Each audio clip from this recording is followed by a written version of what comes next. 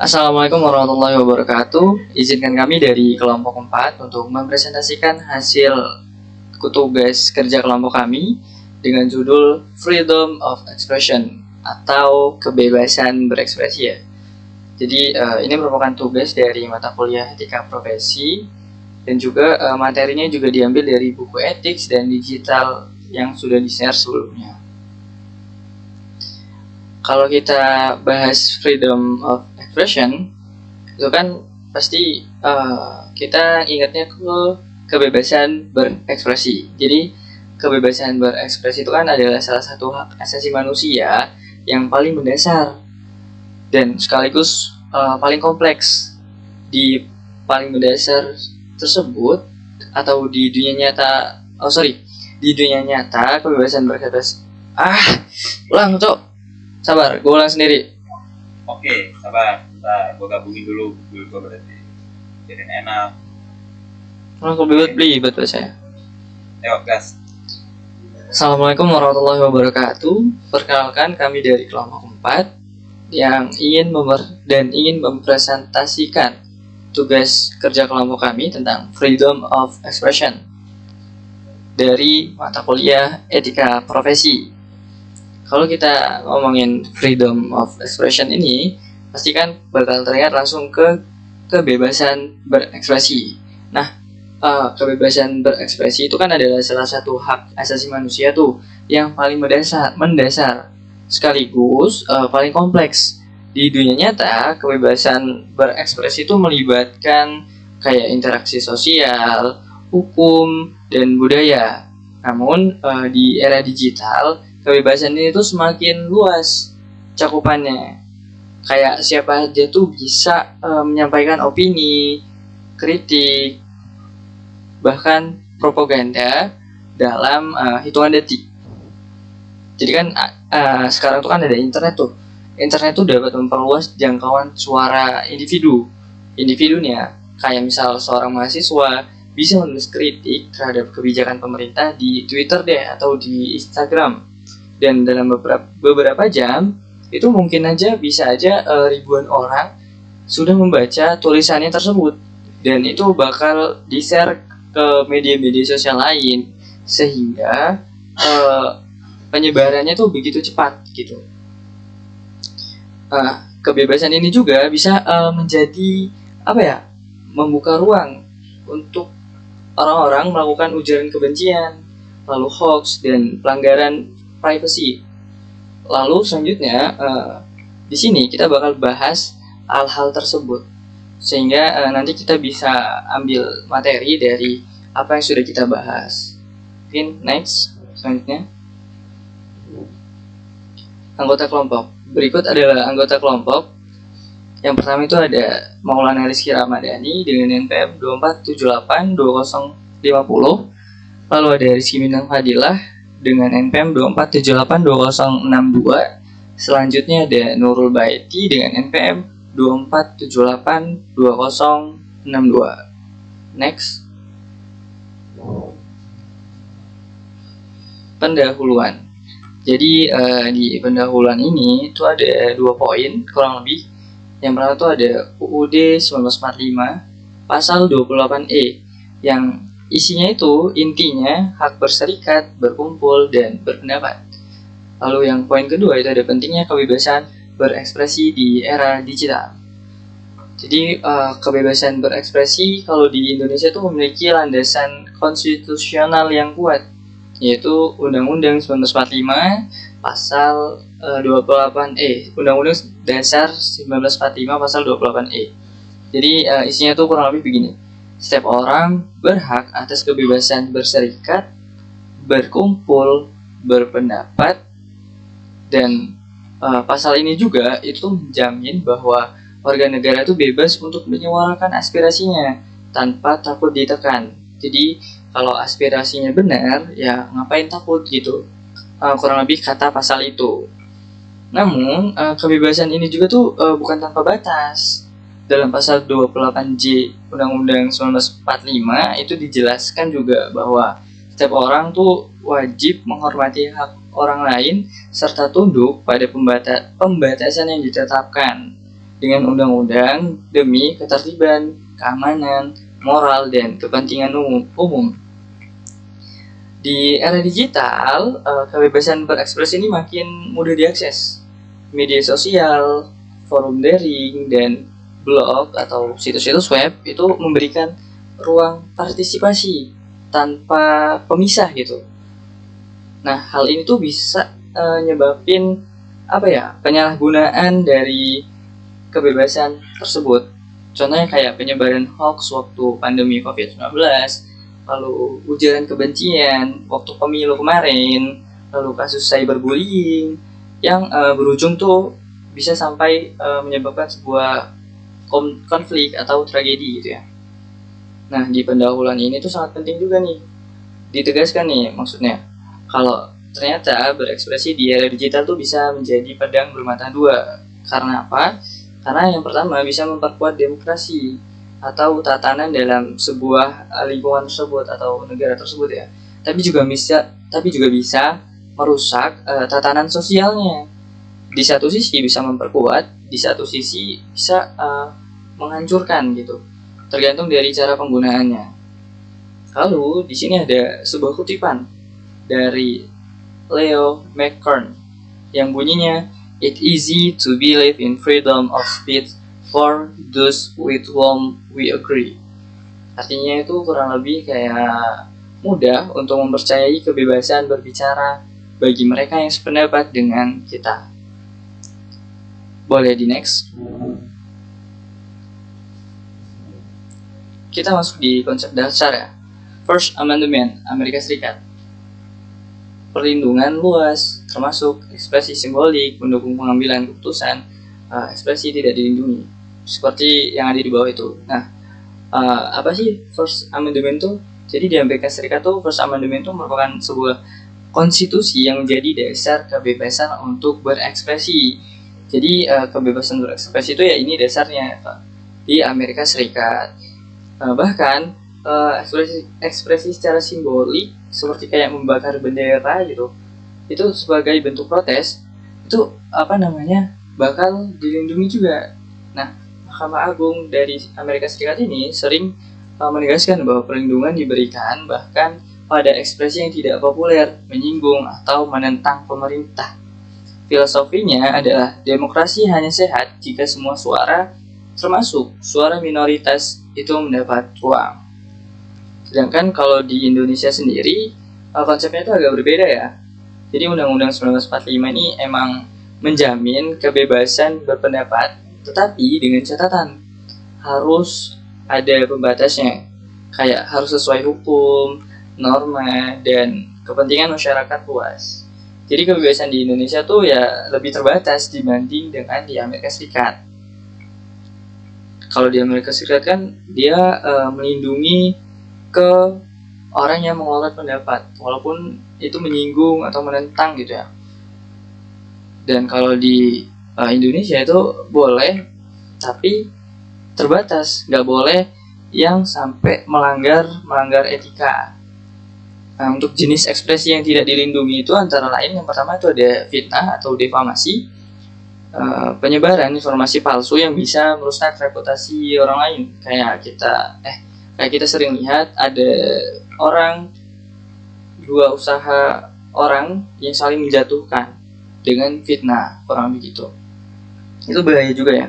Lalu yang kedua ada ujaran kebencian, sara, menyerang individu dengan mengelompokkan berdasarkan sara, kayak rasnya, lalu warna kulit, dan agamanya, itu bakal diserang lewat situ untuk ujaran kebencian. Lalu yang ketiga ada pornografi atau obscenity, konten yang melanggar norma kesusilaan ya. Lalu selanjutnya ada penipuan atau manipulasi, itu kayak tindakan menyesatkan untuk keuntungan pribadi seseorang atau kelompok gitu ya. Kalau misal kita ditelepon oleh nomor-nomor yang nggak dikenal, itu termasuk penipuan gitu. Misal kayak ada kecelakaan di ini terus minta tebusan atau dapat berhadiah ini, itu termasuk penipuan atau manipulasi, dan itu merupakan jenis yang nggak dilindungi ya, kebebasan berekspresi yang nggak dilindungi. Jadi kesimpulannya, kebebasan berekspresi adalah hak fundamental tapi bukan hak absolut. Hak ini berhenti ketika hak itu merugikan hak orang lain atau membahayakan masyarakatnya. Kurang lebih seperti itu. Dan slide selanjutnya akan dijelaskan oleh kawan saya.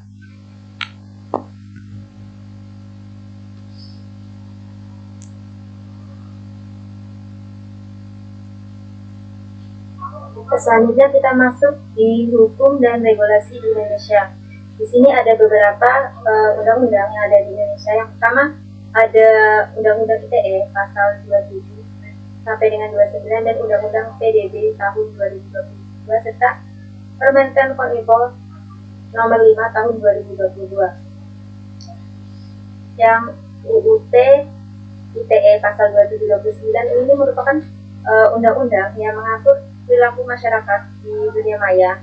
Isinya ini mencakup larangan terhadap penyebaran konten asusila atau pornografi serta pencemaran nama baik, ujaran kebencian dan ancaman kekerasan.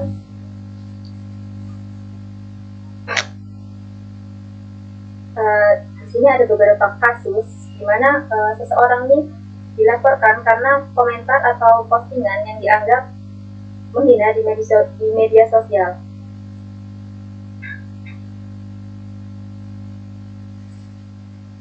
Oke, selanjutnya di Undang-Undang PDB, undang-undang ini merupakan perlindungan data pribadi yang dibuat pada tahun 2022, yaitu undang-undang ini berfokus pada hak privasi digital, seperti misalnya nik, alamat, nomor telepon, dan bahkan foto.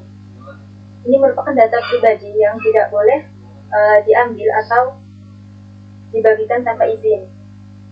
Jadi kalau misalnya jika sebuah aplikasi ini menjual data pengguna ke pihak lain atau melanggar hukum, maka ini bisa dimasukkan dalam Undang-Undang PDP dan terkena sanksi hukuman pidana. Selanjutnya di Permenkominfo, yaitu Undang-Undang Nomor 5 Tahun 2020. Ini adalah merupakan peraturan Kementerian Komunikasi dan Informasi, di mana ini mengatur agar platform seperti contohnya Google, TikTok, dan Instagram ini menurunkan konten ilegal atau berbahaya seperti misalnya contohnya terorisme, hoax, atau pornografi. Tujuannya bagus, yaitu untuk melindungi masyarakatnya itu sendiri. Namun kebijakan ini juga perlu diawasi agar tidak berubah menjadi alat yang berlebihan. Jadi di Indonesia sendiri ini hukum berfungsi sebagai pagar agar kebebasan itu tetap aman dan tidak keluar dari jalurnya.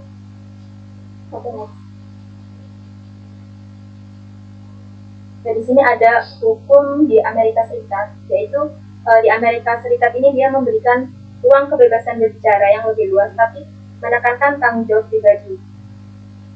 Negara ini punya beberapa aturan penting yang menjadi dasar etika digital mereka. Yang pertama di sini ada CDA yang dibuat pada tahun 1996, yaitu tentang Communication Detection ACT. Nah, dia ini melindungi penyedia layanan internet seperti misalnya Facebook atau YouTube agar tidak ikut disalahkan atas konten yang dibuat oleh pengguna. Jadi kalau misalkan ada konten komentar kasar di media sosial, yang bertanggung jawab adalah penulisnya, bukan pihak Facebooknya. Dan yang kedua ada SOPA yang dibuat pada tahun 1998, yaitu tentang Child Online Protection ACT, yaitu peraturan yang melindungi anak-anak dari konten berbahaya seperti misalnya pornografi atau kekerasan.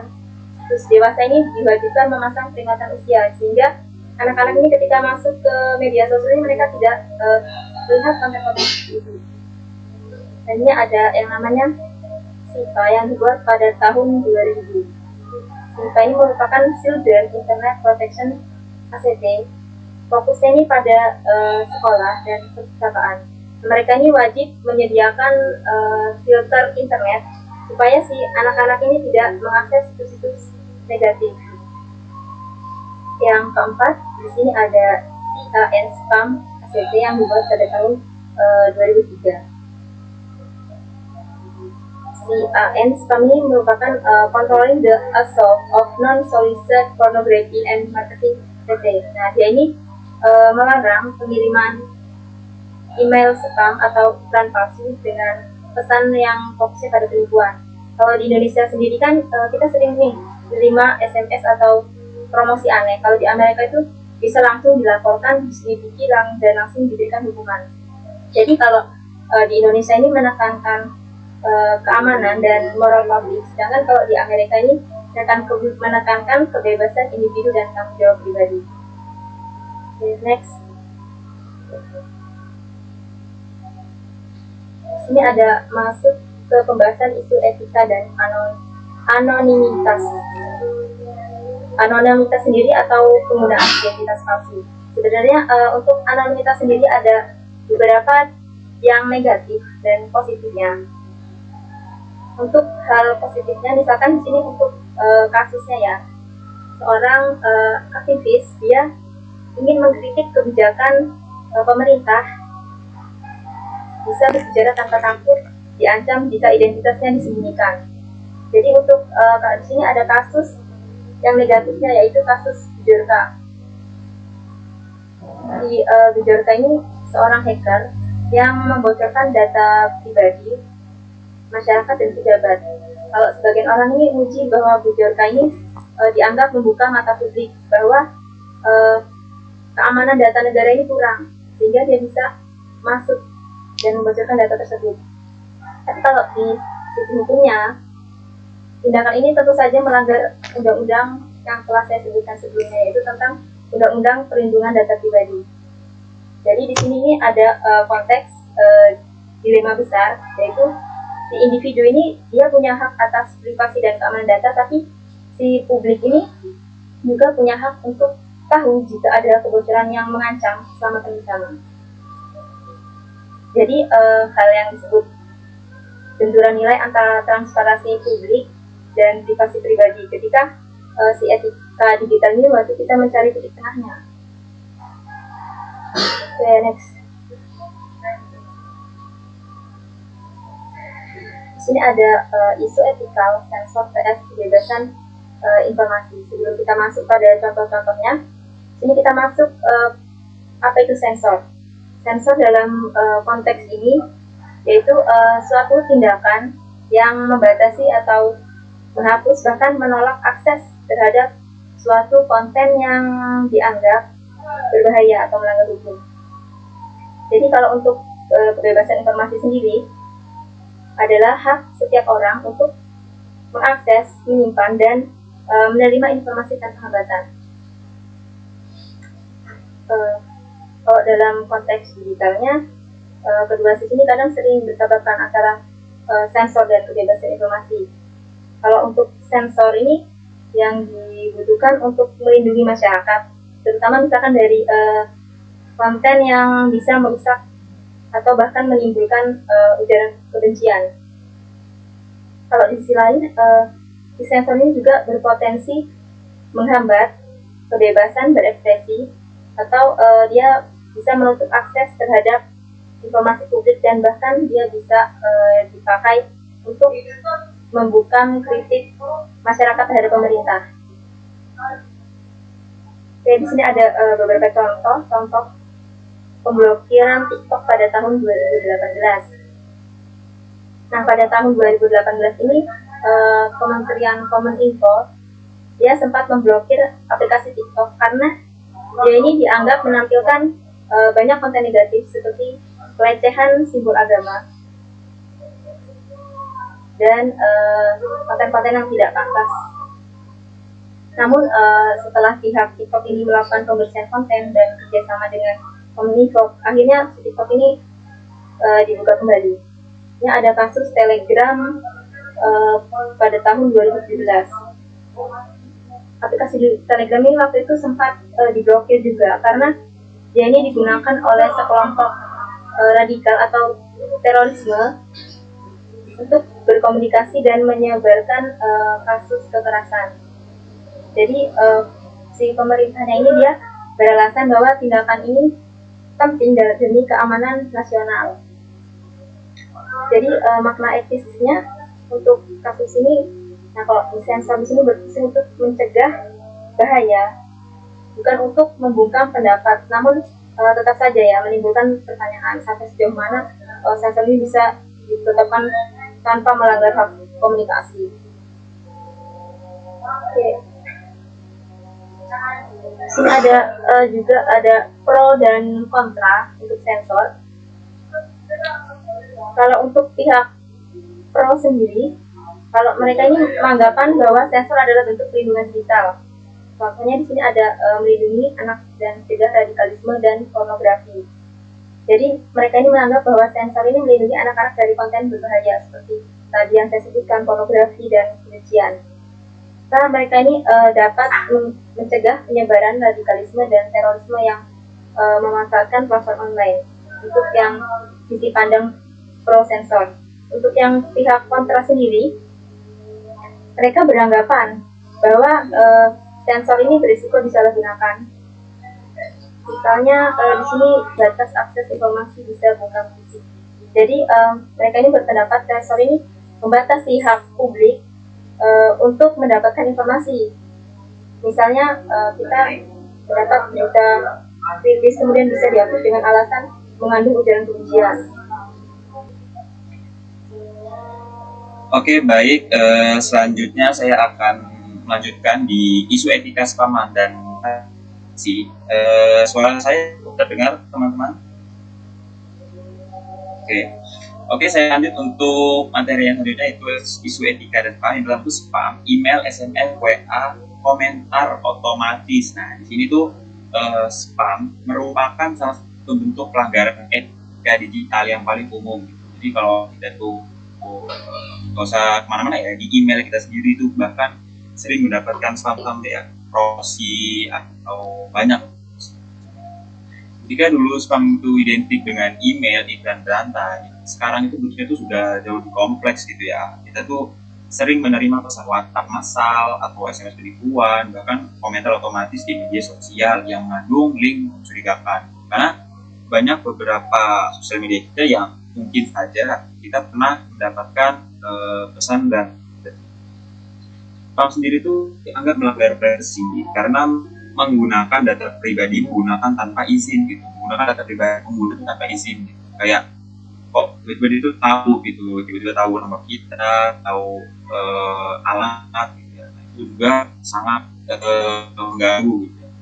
Selain mengganggu, spam juga menjadi potensi menjadi pintu masuk jahat cyber seperti phishing. Contohnya itu pesan spam yang berpura-pura dari bank atau marketplace resmi dengan link palsu yang meminta data login, TP atau PIN kita. Begitu kalau itu ngeklik link yang kita masukkan ya. Saya masih online di sini. Masih, oke. Saya lanjutkan.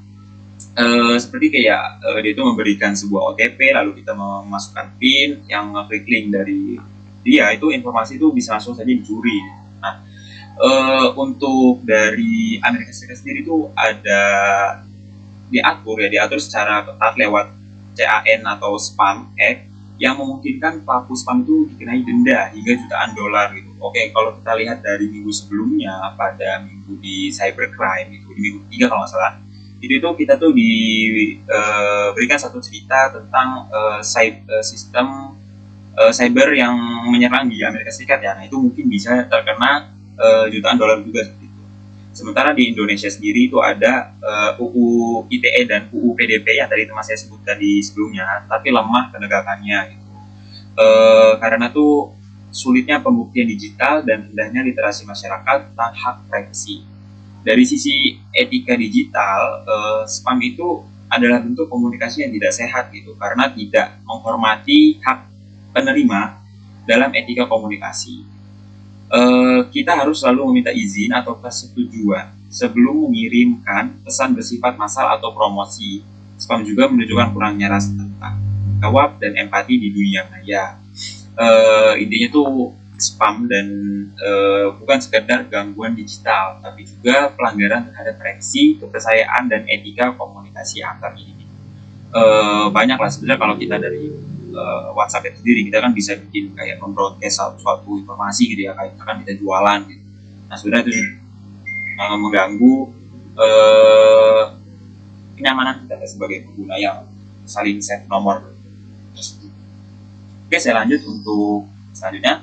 Ada kasus nyata di Indonesia, yaitu kita itu ada Ahok di 2016, ujaran dianggap sara konflik dan hukum. Kasus ini tuh bermula dari pidato mantan Gubernur DKI Jakarta Basuki Cahayapurnama atau Ahok yang dianggap menyinggung ayat dalam kitab suci. Potongan videonya sudah menyebar cepat lah ya, teman-teman bisa googling aja di TikTok atau di YouTube gitu ya. Memicu gelombang protes besar. Akibatnya Ahok itu dijatuhi hukuman penjara karena dianggap melakukan penodaan agama. Kasus ini menunjukkan bahwa kebebasan berbicara bisa berujung konflik sosial jika tidak disertai kesadaran konteks dan sensitivitas budaya.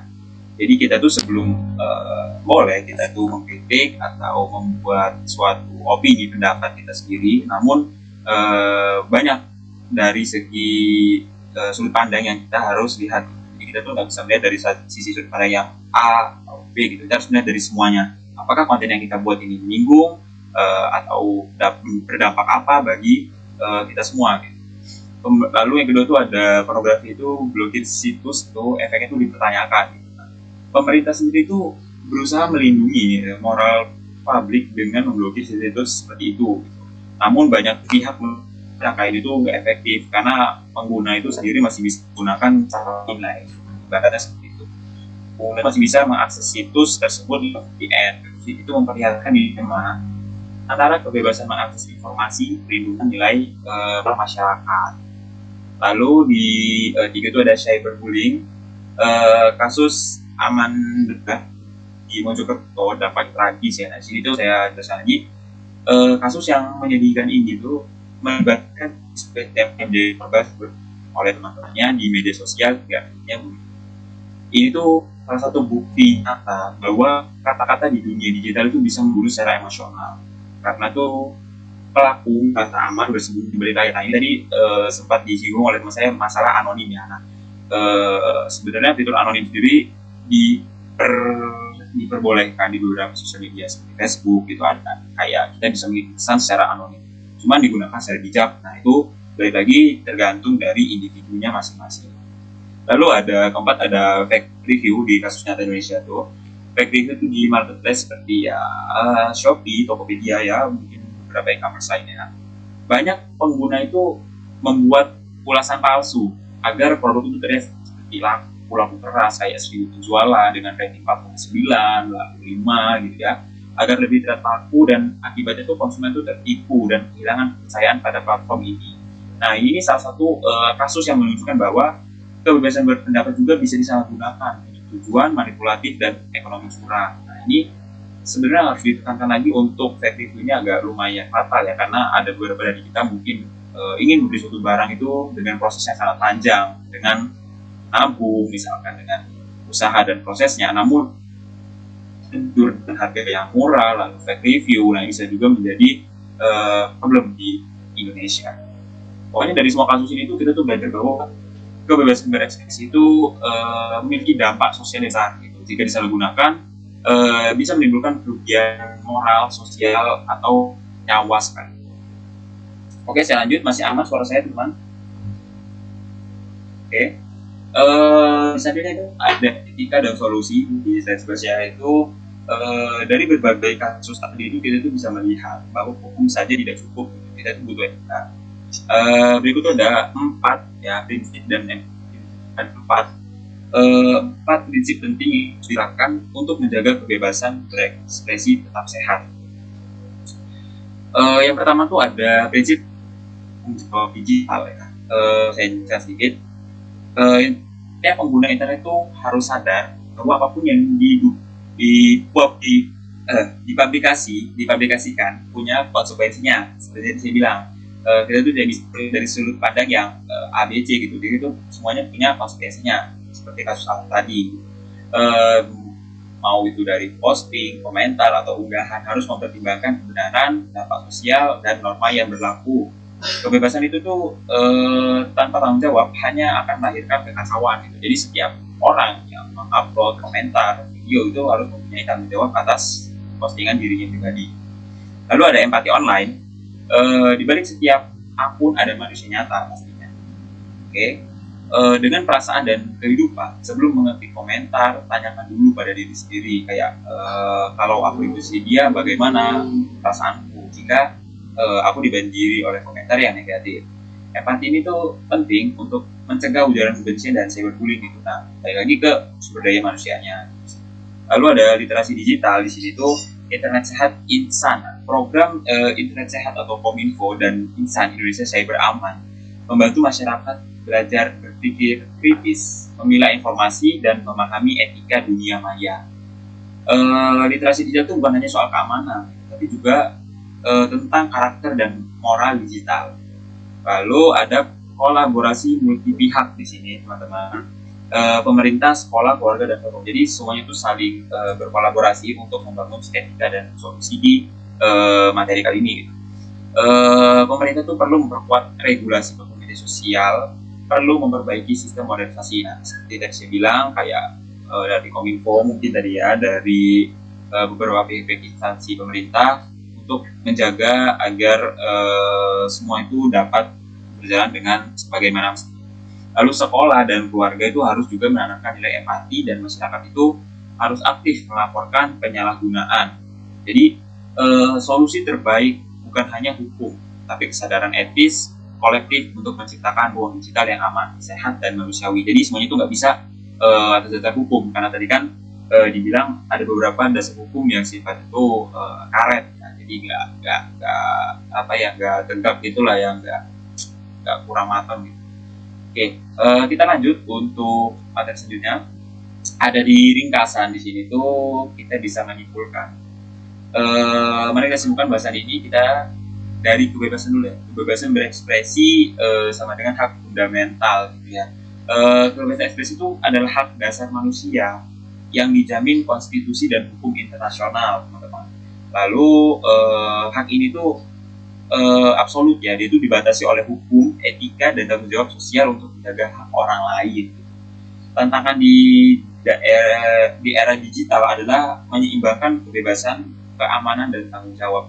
Jadi kalimat kunci itu kita tuh bebas berbicara ya, bebas berbicara, tapi tidak bebas untuk merugikan gitu. Kita bebas beropini, menyampaikan pesan, kritik kita kepada pemerintah atau ke orang lain yang mungkin melewati batasnya di media sosial. Kita berhak, cuman tidak bebas untuk merugikan orang tersebut atau instansi tersebut.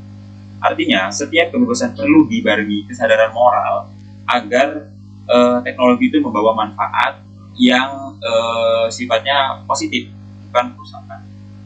Oke, di situ kurang lebih cukup untuk ringkasan. Selanjutnya kita akan masuk di dalam sesi diskusi. Teman-teman masih bisa mendengar suara saya? Oke, kita masuk di sesi diskusi. Untuk ada 3 pertanyaan di sini. Teman-teman boleh on mic dulu. Kita akan jawab bareng-bareng di pertanyaan-pertanyaan ya. Pertanyaan pertama, kapan kebebasan berbicara jadi pelanggaran? Oke, mungkin ada yang mau menjawab terlebih dahulu. Siapa? Boleh saya. Tes. Halo.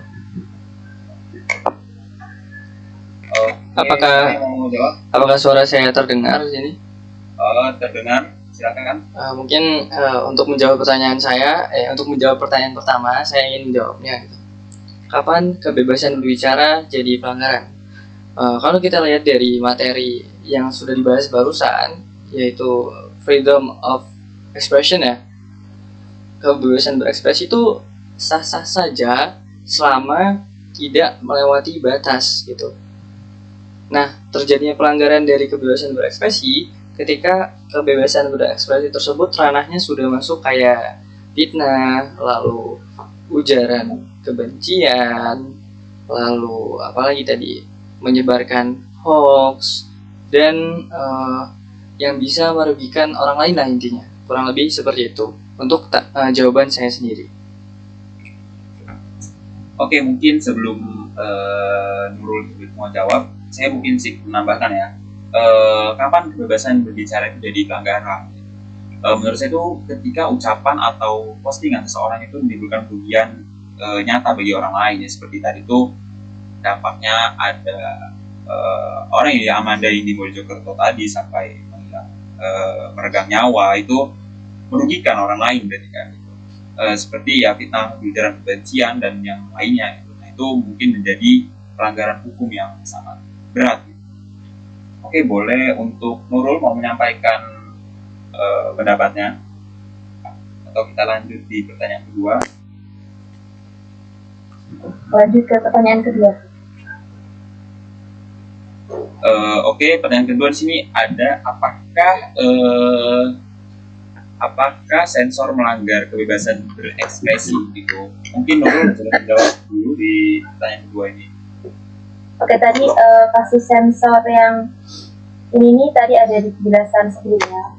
Tergantung dalam konteksnya. Apakah itu sensor kebebasan berekspresi? Kalau tadi kan sebelum saya jelaskan bahwa sensor ini merupakan tindakan yang menyaring atau menghapus, membatasi suatu informasi konten sebelum bisa diakses ke publik. Tapi dalam konteks ini kebebasan apakah sensor melanggar kebebasan berekspresi? Jadi kebebasan ini memberikan ruang untuk berbicara, sedangkan sensor ini memberikan batas untuk melindungi. Tadi tujuannya itu untuk melindungi, bukan untuk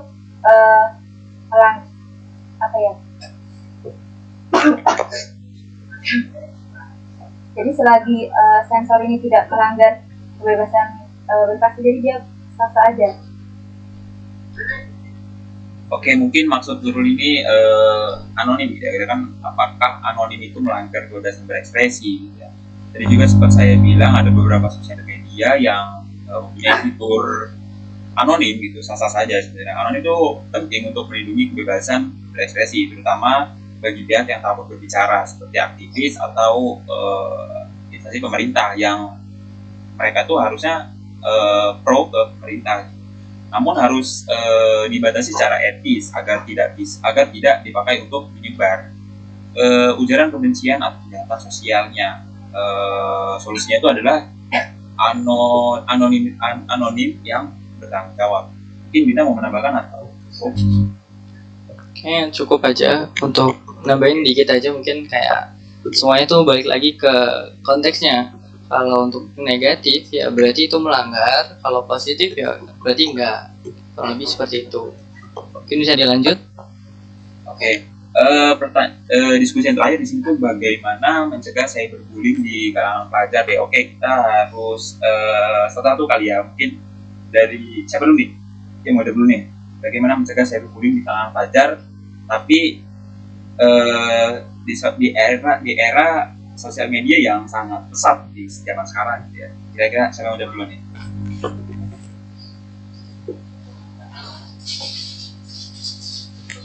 Mungkin saya ingin menjawabnya. Cyberbullying di kalangan pelajar itu mungkin bentuknya kayak ini ya. Kalau di dunia digital tuh mungkin penyerangan terhadap akun sosial media seseorang atau penyampaian pesan tidak senonoh ke seseorang tersebut sehingga seseorang yang merasa dirugikan. Nah, itu mungkin bisa dijaga. Yang pertama itu dari menjaga privasi dari akunnya sendiri. Sebenarnya kan yang salah itu yang mereka, orang-orang yang menyerang kita secara ya digital gitu. Sebagai bentuk perlindungan, yang pertama kita bisa menjaga privasi akun kita sendiri. Mungkin kayak ngeblok akun-akun yang nyerang kita itu, atau ya mengebloknya lah, mengecualikannya dari pertemanan dan lain sebagainya. Dan itu semua bisa diwujudkan dalam lingkungan yang positif. Jadi kan kalau lingkungan negatif itu kan bisa berpotensi dari menyebabkan cyberbullying. Kurang lebih seperti itu untuk nomor 3. Mungkin ada yang ingin menambahkan? Nurul mau duluan? Boleh. Jadi untuk bagaimana mencegah cyberbullying terhadap pelajar, ini untuk kita sendiri ya. Pertama, untuk mencegahnya kita bisa melakukan beberapa cara sederhana. Kita pertamanya bisa berpikir sebelum berkomentar aja, jangan mengirim pesan yang bisa menyakiti orang lain. Atau bahkan kita harus menggunakan media sosial untuk hal yang positif. Artinya kalau kita misalkan kita itu harus menyebarkan hal-hal yang positif, tidak boleh membuli, menghina, jangan membagikan hal-hal yang emang itu tuh fungsinya intinya itu membuli seseorang atau mengintimidasi. Kemudian kita bisa bangun budaya digital yang sopan dan saling menghargai. Kita bisa menghentikan semua kebencian di internet, tapi bisa memilih untuk tidak menjadi bagian darinya. Itu saja. Oke, mungkin sebelum ditutup saya ingin menambahkan sedikit ya, bagaimana mencegah cyberbullying di kalangan pelajar. Menurut saya yang pertama itu harus ada peran aktif dari orang tua sih, karena orang tua sendiri kan menjaga anak-anaknya untuk memberikan akses ya media sosial, seperti memberikan handphone atau laptop gitu ya. Untuk zaman sekarang menurut saya nggak jadi hal yang sedikit kayak mudah lah di mereka itu untuk memberikan akses. Mungkin dengan cara seperti itu mendampingi, lalu memberikan edukasi, mungkin menurut saya bisa mencegah cyberbullying di kalangan pelajar. Jadi peran orang tua menurut saya cukup. Oke, cukup untuk diskusi kali ini. Mungkin ada yang mau menambahkan atau silakan untuk Bintang menutup presentasi ini. Apakah ada yang ingin ditambahkan untuk anggota yang lain? Dari Nurul, dari Maul, Cukup. dari saya juga cukup. Mungkin cukup sekian presentasi kami hari ini. Saya minta maaf, saya dan kelompok saya minta maaf apabila banyak kekurangan dalam pembuatan tugasnya. Sekian dari saya. Wassalamualaikum warahmatullahi wabarakatuh.